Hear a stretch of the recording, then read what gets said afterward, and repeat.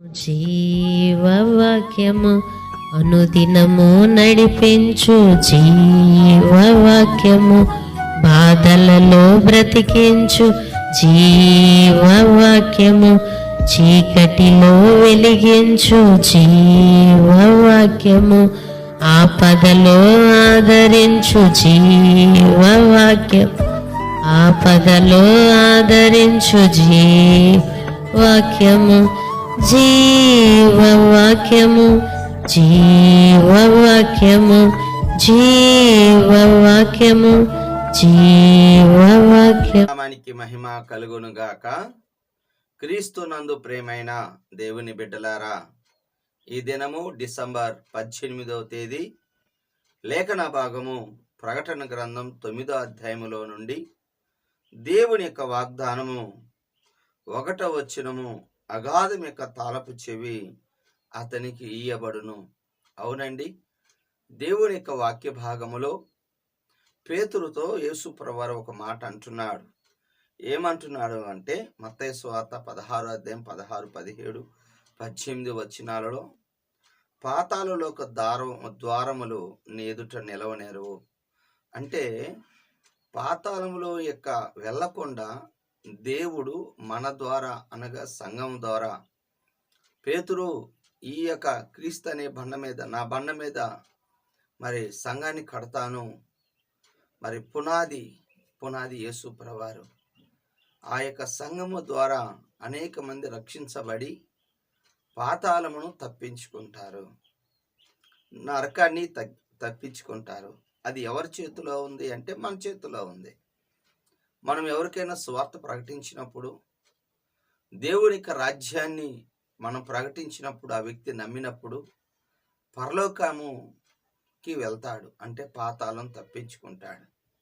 బుద్ధిమంతుడు క్రింద ఉన్న పాతాళమును తెలుసుకొని మరి నీతి మార్గంలో నడుస్తాడు. యేసు ప్రభు గురించి మనం ఎప్పుడైతే చెప్తామో అప్పుడు మనం ఆ సాతాను యొక్క అధికారం నుంచి అతడు బయటపడతాడు. ఉదాహరణకి అపోస్తుల ద్వారా సాతాను మరి చితకదొక్కించాడు. లోకాసువార్త 9వ అధ్యాయంలో 1-2 వచనాలలో, శత్రువు యొక్క బలం మీద మీకు అధికారం ఇస్తాను, దెయ్యములను తేళ్లను మీరు త్రొక్కుతారు. ఉదాహరణకి దెయ్యం బట్టి పాతాళానికి వెళ్తున్న వ్యక్తిని యేసు నామంలో ఒక వ్యక్తి, సేవకుడు కానీ మరొక సువార్తికుడు కానీ ప్రవక్త కానీ ఎవరైనా ప్రార్థన చేసినప్పుడు ఆ వ్యక్తిలో దురాత్మ వెళ్ళిపోయింది అంటే అది దేవునికి మహిమ. దేవుని యొక్క మహిమ ద్వారా దేవుని నామములో ఆ వ్యక్తిని విడుదల మరి పొందుతున్నాడు. సామెతల గ్రంథం 24వ అధ్యాయములో 10వ వచనములో రాయబడింది, మరి నాశనముకు జోగుతున్న వారిని నువ్వు రక్షించవా అని ఉంది. అంటే రక్షించే భాగ్యం, పాతాళమును తప్పించే భాగ్యం మన చేతిలో ఉన్నది.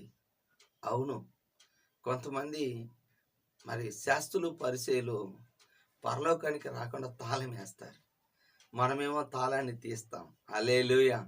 అది చాలా గొప్ప కృప. మనకి దేవుడు అట్టి కృప ఇచ్చాడు. నీ ముందు సాతాను నిలబడలేడు. హల్లెలూయా! ఒప్పుకోవలసిన పాపాన్ని మనం చూస్తే 21వ వచనములో మరి జార, అలాగనే చోర, జారత్వము, మరి దొంగతనము, నరహత్యలు మరి మానుకొనటం, అది చేయకుండా ఉంటేనే మారు మనసు పొందాడు అన్న వ్యక్తి, ఒక వ్యక్తి మారు మనసు పొందాడు అనేది క్రియల ద్వారా అర్థమవుతుంది. ఎలాగూ అంటే నరహత్య అంటే మత్తయి సువార్త 5వ అధ్యాయంలో అంటుంది, నీ సహోదరుని నిర్హేతకముగా కారణం లేకుండా, వితౌట్ రీజన్, ఒక కారణం లేకుండా నువ్వు నీ యొక్క సహోదరుని ద్వేషించిన ద్రోహి అని చెప్పిన.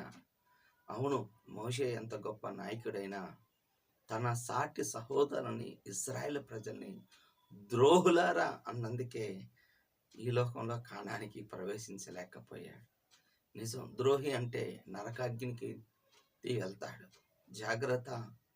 నరహత్య కానీ, వ్యభిచారం కానీ, వ్యభిచారముతో పట్టుబడిన స్త్రీని రక్షించాడే కానీ మళ్ళీ చేయమని కాదు. కనుక మనము ఆ అంటే జారత్వానికి సంబంధించి, వ్యభిచారానికి సంబంధించిన క్రియల నుంచి దేవుడు మనం విడిపిస్తాడు. అట్టి కార్యములు చేసేవారు శిక్ష తప్పించుకోలేరు. సొదొమ గొమొర్ర ఆదికాండం 19వ అధ్యాయంలో వాళ్ళ పాపము బహు ఘోరముగా ఉన్నది. శరీరానుసారులయ్యారు. వారికి మంచి భూములు, పొలాలు, పంటలు ఇస్తే సుఖముతోనే మరి సుఖానికి అలవాటు పడిపోయారు. కానీ మరి ఒక్కనాటి ఆహారం కానీ అల్పకాల పాపభోగాలే మరి సుఖమును అనుభవించడానికి ఇష్టపడ్డారు సొదొమ గొమొర్ర పట్టణస్థులు. అందుకే వారి మీదకి అగ్ని గంధకాలు మరి పడి మరి ఆ యొక్క పట్టణాలు నాశనమైపోయాయి. నీ జీవితంలో దేవుడు అద్భుతాలు చేస్తాడు. మరి మారుమనసు పొందకపోతే మరి గద్దిస్తాడు దేవుడు. మత్తయి సువార్త 11:20లో ఏ పట్టణంలో ఆయన విస్తారమైన అద్భుతాలు చేశాడో మారు మనసు పొందకపోవటం వల్ల గద్దించాడు. జాగ్రత్త.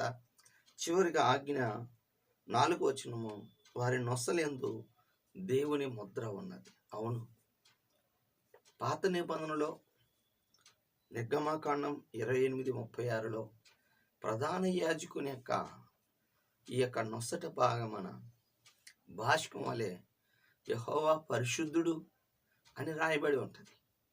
క్రొత్త నిబంధన ప్రకారము ఎఫెసీ 1:13 ప్రకారము మరి ఆత్మ చేత ముద్రించబడ్డాం. హల్లెలూయా. మన నొసలందు ఆత్మ యొక్క ముద్ర. ఈ ప్రపంచంలో మన ఏలు ముద్ర మరొకరికి లేదు.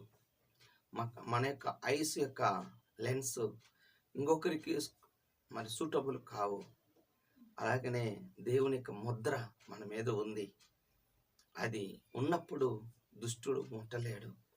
అవును, జాగ్రత్త. మన యొక్క ముందర దేవుని యొక్క ముద్ర ఉంది మన నొసట. కనుకనే మనం బహు జాగ్రత్తగా ఉండాలి.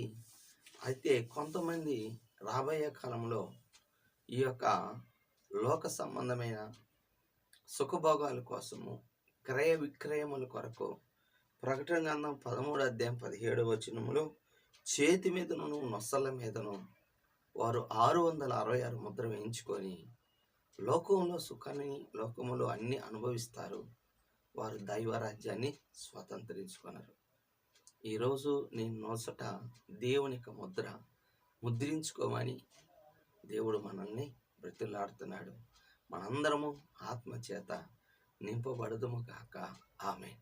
ప్రార్థన చేసుకుందాం. ప్రేమ కలిగిన తండ్రి యేసయ్యా, నీకు వందనాలు, స్తోత్రములు నాయన. పరిశుద్ధాత్మ దేవుడా, నీకే వందనాలు, నీ నామానికి వందనాలు తండ్రి. నీ కృపలో, నీ దయలో నాయన మాకు తండ్రి స్వార్థ ప్రకటించి పాతాళమును తప్పించే భాగ్యాన్ని మాకు ఇచ్చావు. మేము ఎల్లప్పుడూ మనసు మార్చుకొని నీ మీద ఆనుకొని జీవించే వాళ్ళముగా దయచేయండి. నీ ఆజ్ఞల ప్రకారముగా నడుస్తూ మీ ఆత్మను మా యొక్క దేహం మీద, మా నొసలను ముద్రించుకొని నీ కొరకు బ్రతికినంతకాలం జీవించినట్లు శక్తిని, బలమును అనుగ్రహించమని యేసు నామములో ప్రార్థిస్తున్నాను తండ్రి. ఆమేన్. తండ్రి యొక్క ప్రేమ, కుమారుని యొక్క కృప, పరిశుద్ధాత్మ దీవెన సదాకాలం మనందరికి తోడుగా ఉండును గాక. ఆమేన్. హల్లెలూయా. దేవుడు మిమ్మల్ని దీవించును గాక.